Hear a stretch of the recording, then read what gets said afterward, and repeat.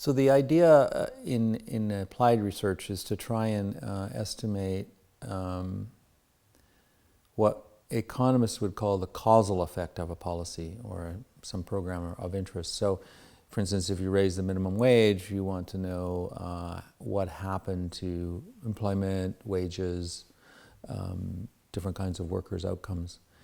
And the problem is usually that at the same time as minimum wages change, other things are changing. And so it's often hard to know for sure that something that seems to have changed around the same time as the minimum wage was increased was actually a result of the minimum wage rather than some other factor that was going on. And so the idea of an actual experiment approach is to try and look at the effect of for example, an increase in the minimum wage that occurs in one place relative to other places.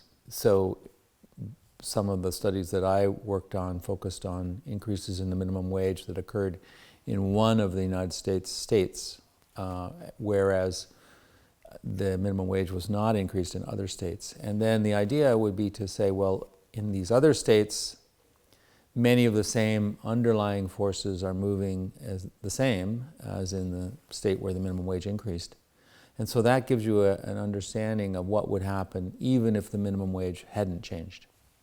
And then any differential change in the places where the minimum wage changed, you could argue would be a cause of the minimum wage rather than other forces. Particularly, I study education in the United States mostly, sometimes in Canada, but mostly in the United States.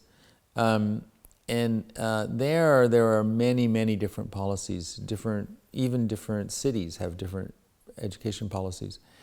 And there is quite a long history of trying to understand how to best work with certain kinds of problems. So for instance, these days, a big problem is boys, young men and boys are not doing very well relative to girls. They're dropping out more, not going to university and college as much as women and so on. And so you can try and, for instance, compare particular programs that have been proposed or introduced in one city or one state, one set of schools, and see, well, how did those work and could they potentially be useful in other settings. Potentially gifted students from poor families are not identified. The children might fall through the cracks of the system, the teachers might not notice them. And so I've been studying for several years programs in one part of the United States, actually in Florida, where they tried to first identify these students and then put them in special programs.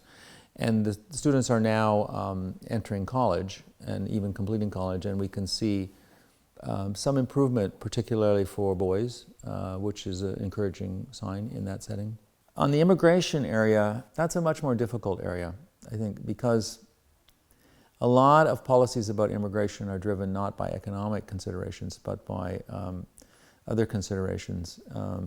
And these days, in many countries, immigration is a very political issue. The anti-immigrant side is usually associated with a more, I guess, what you would call populist conservative parties, like Donald Trump in the United States or Viktor Orban in Hungary. And obviously, they're not strongly influenced by economic analyses. There are economic analyses going on that are important in other countries where there is some chance of changing immigration policy in a more economically based direction. For instance, many countries that are high immigration, like Australia, Canada, United States, have policies that a certain fraction of immigrants are essentially selected by employers. So there's a policy or a program where an employer can try and recruit someone to fill a job and then apply for a visa for them. And that type of policy is a little different than the traditional immigration policies that other countries and at other times have been used. And it appears that that type of policy might be a little bit more successful in identifying immigrants who will do well in the country, which makes a lot of sense because they're basically recruited by employers. And they're also probably better targeted at filling gaps that can't be filled by native workers. Nevertheless, they are somewhat controversial, and there's concerns that they might have unintended side effects. So there's some economic analysis along questions like that.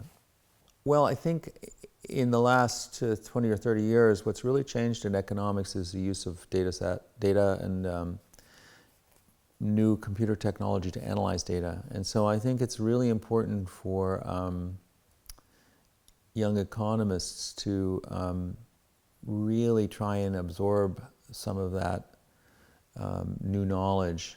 So I think an important thing I would recommend any student who wants to go into economics to do is take a couple of computer science classes and really try and figure out what's going on in that field and get some familiarity with the ways that they approach problems, because in a lot of settings where economists are working now, they're interacting with computer scientists and trying to solve problems, for instance in business, and to some extent in government.